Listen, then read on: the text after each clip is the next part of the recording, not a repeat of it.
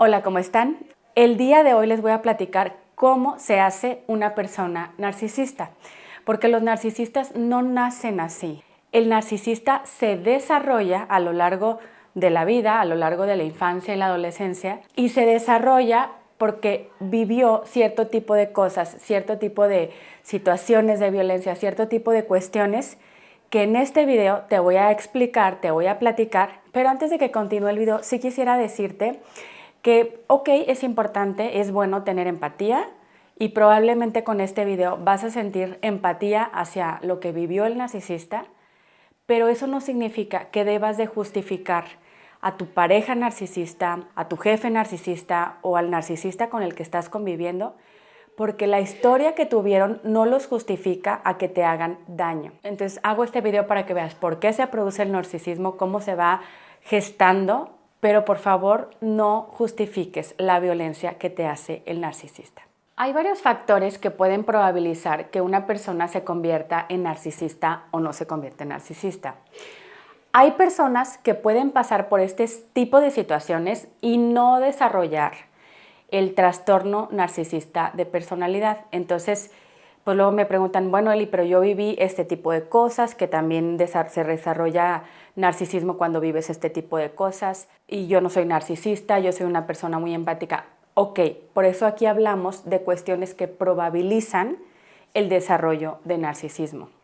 Lo que han observado, lo que han estudiado con los narcisistas es cómo vivieron en sus infancias. Entrevistan a narcisistas, investigan, les preguntan cómo fueron sus infancias y entonces se sacan características de cómo vivieron y se toman todos estos factores para entonces empezar a identificar qué es lo que puede detonar la personalidad narcisista, el trastorno narcisista de personalidad. Dentro de estos factores, que primero se los voy a platicar de manera general, el número 1 es padres poco disponibles emocionalmente. El segundo factor son padres inconsistentes.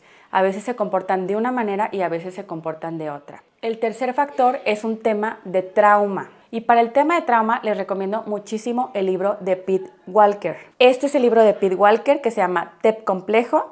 Y si quieres saber más sobre trauma, te lo recomiendo muchísimo. Te voy a dejar la liga en la caja de descripción para que lo puedas adquirir en Amazon si estás interesado en comprarlo. Otro factor es el tema de que se desarrolló un apego inseguro, no hubo una consistencia y un desarrollo adecuado del apego entre el niño, la niña y su cuidador, y entonces desarrollaron apego inseguro. El quinto factor es que los niños fueron valorados o amados de manera condicional. O sea, les decían que solamente los iban a amar de manera condicionada, de manera que si hacían algo los iban a amar y si no, no los iban a amar. Recuerden que para que un niño sea seguro y tenga un desarrollo sano, tiene que entender que el amor de sus padres o de su cuidador va a ser incondicional. Si el padre o la madre está condicionando de manera recurrente el amor hacia un hijo, es otro factor para desarrollar trastorno de personalidad narcisista. La sexta característica es que los padres tienden a valorar al niño por cuestiones externas, por trofeos, por buenas calificaciones, porque ganaron alguna medalla de algo o el primer lugar de algo, y no valoran al niño por cómo es, por su mundo interno, por su forma de ser. Entonces el niño es muy aplaudido por las medallas, pero cuando necesita contención emocional no se la dan. Entonces platiquemos del primer factor, que es el tema de los padres que son inconsistentes, de los padres que no están siempre disponibles. A veces sí están, a veces no están, a veces son amorosos, a veces no son amorosos. Cuando hay inconsistencia por parte de los padres, el niño no entiende qué es lo que está pasando a su alrededor y el niño tiende a echarse la culpa. Cuando hay padres inconsistentes es cuando se empieza a desarrollar el tema del apego inseguro, que también es otro factor que les comenté. Ya les he platicado lo que son los estilos de apego y toda esta teoría del apego. Les voy a dejar aquí un link para que vean y se enteren un poquito más en este video sobre lo que es la teoría del apego. Pero prácticamente tenemos cierto desarrollo y cierto vínculo con nuestros padres o con nuestro cuidador. Y si el apego, si el desarrollo de este vínculo no es seguro, Si a veces están, a veces no están, a veces están presentes, a veces no están presentes, incluso a veces pueden estar presentes físicamente, pero emocionalmente no están disponibles. Y el niño es una persona chiquita que no entiende que los papás no lo están abandonando. El niño es totalmente dependiente de sus papás y si no percibe que hay disponibilidad de los papás, siente abandono, siente que cuando necesita a sus padres no están disponibles emocionalmente. Esta falta de consistencia, esta falta de que sus padres estén como más atentos con sus necesidades, es lo que genera la herida de abandono. Y cuando hay herida de abandono, cuando hay este miedo al abandono, porque no estuvieron los padres emocionalmente disponibles cuando estuvo chiquito el bebé, cuando estuvo chiquito el niño, entonces se empieza a desarrollar un estilo de apego inseguro. Hay dos estilos de apego inseguro: inseguro ansioso y apego inseguro evitativo. Entonces, el narcisista va a tener alguno de estos tipos de estilo de apego porque no genera como esta confiabilidad, esta confianza de que va a tener a alguien, va a tener una persona en la que se pueda apoyar, que puede ser un mamá, papá o cualquier cuidador, porque hubo inconsistencia con los papás.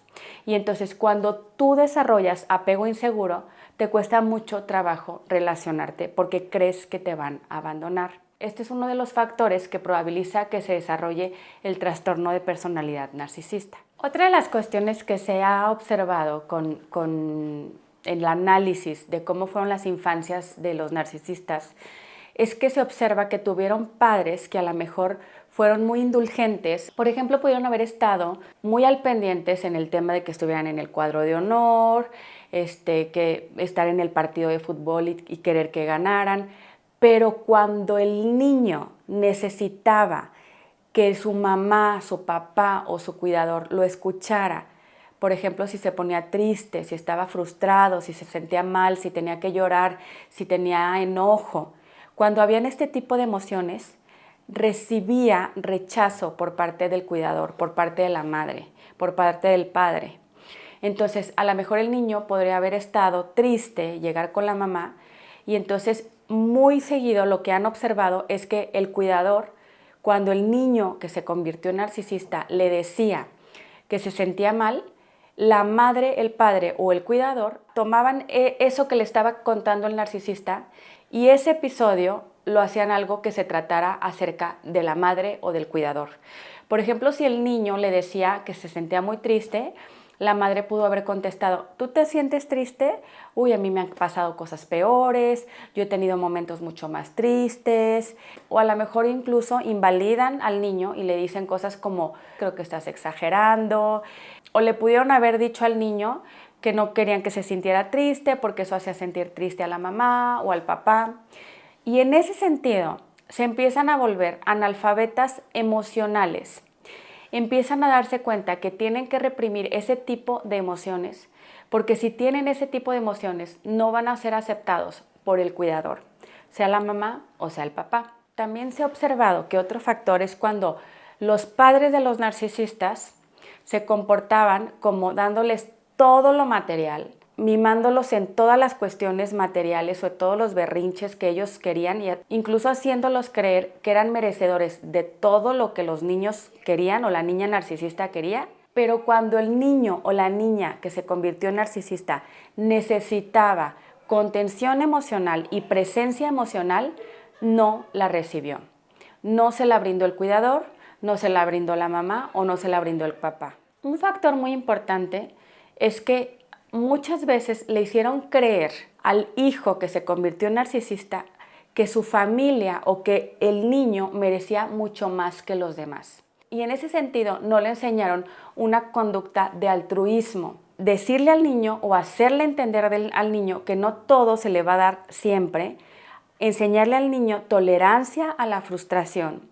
Enseñarle al niño lo que es la autorregulación de emociones, que no siempre se puede tener todo en la vida, pero aún así lo van a querer, aún así va a tener a alguien que lo ame, y no le enseñaron al niño a frustrarse, porque la realidad es que en la adultez se supone que ya nos enseñaron a frustrarnos, porque la vida real implica muchísimas frustraciones y que muchas veces no vamos a lograr las cosas. Y está bien, uno tiene que aprender en la infancia y en la adolescencia a frustrarse, pero al narcisista no le enseñan esto.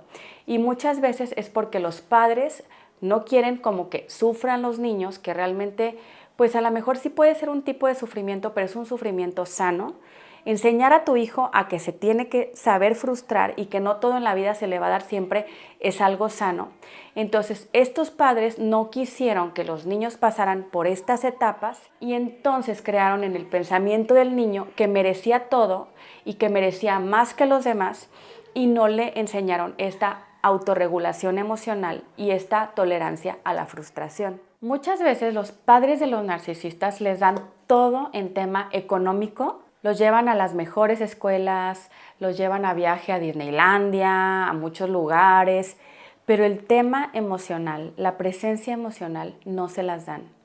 Entonces, el niño crece y se desarrolla hasta en la adultez creyendo que sus padres le dieron todo.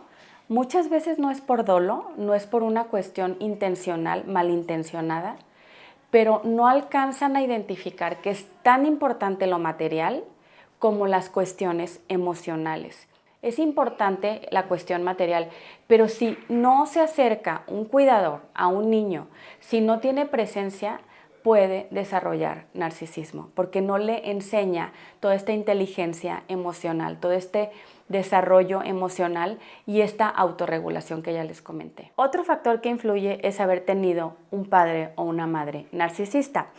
Es muy común que si tú eres narcisista, pudiste haber tenido un padre o una madre narcisista. Y en ese sentido, tuviste a un padre que no tuvo empatía, que trianguló con tus hermanos y contigo, que fue muy egoísta, que todo se trataba de tu padre o tu madre, en este caso el narcisista, y entonces hubo una especie de modelamiento, o sea, el padre o la madre que es narcisista se convirtió como un modelo y el niño narcisista empezó a observar desde chico que era válido tratar mal a las demás personas, sentirse superior, ser déspota y todas estas características que tienen los narcisistas. Si tú creces en una familia con un padre narcisista, puedes tomarlo como modelo y pensar que esa conducta está bien y empezar a replicar y a copiar esa conducta y empezar a tratar a la gente como ese padre narcisista trata a los demás. Asimismo, si tuviste una madre o padre narcisista, conviviste con alguien que no tiene regulación emocional, que tiene rabia narcisista, que utiliza a las personas, que todo se trata de él o de ella, que tiene envidia, que puede tener envidia de sus hijos, que no respeta límites. Ya te expliqué en otro video lo que implica tener una madre narcisista, te lo voy a dejar aquí para que veas cómo se comportan, pero no respetan a sus hijos. Los que son padres narcisistas no respetan a sus hijos, quieren que sus hijos hagan lo que ellos quieren, lo que para ellos está bien. Y yo no digo que un padre no deba de sugerirle qué hacer a su hijo, pero en el caso del padre o madre narcisista es diferente. No le importa, no tiene empatía y no le importa muchas veces el hijo. Lo que quiere es tener un trofeo para él o ella sentirse bien y entonces deja de tomar en cuenta al hijo y le pide que haga cosas que incluso puedan lastimar y dañar al hijo o a la hija. Asimismo, tener un padre o madre narcisista implica que alguien te está chantajeando todo el tiempo. El narcisista se convierte en narcisista y copia todos estos patrones de conducta que observó con sus padres y bueno, se le hace normal y empieza a comportarse de la misma manera. Acuérdense que hay 4 formas de reaccionar ante el trauma. Uno es pelea y es donde se ubica el trastorno de personalidad narcisista. Hay otros 3 tipos de formas de reaccionar al trauma y por eso son factores que probabilizan. Si alguien tiene trastorno de personalidad narcisista es porque tuvo la respuesta al trauma de lucha y desarrolló este trastorno de personalidad narcisista. Pero el narcisista, si tuvo un padre o una madre narcisista, se probabiliza muchísimo que se convierta en narcisista, obviamente. Los padres tóxicos ven a sus hijos como una extensión de ellos mismos y en ese sentido quieren que cumplan todas sus exigencias, a veces con chantaje emocional, con manipulación, estas conductas de los papás tóxicos puede probabilizar que se convierta alguien en un narcisista. Algo que te deja un padre narcisista es que te dice de una manera indirecta o directa que no eres suficiente y es parte de la herida narcisista. Uno de los autores que estudió mucho o que propuso mucho temas sobre narcisismo menciona que los que se convierten en narcisistas porque hay una etapa que es como un narcisismo temprano, un narcisismo donde pasan los niños, que es como mucho egocentrismo.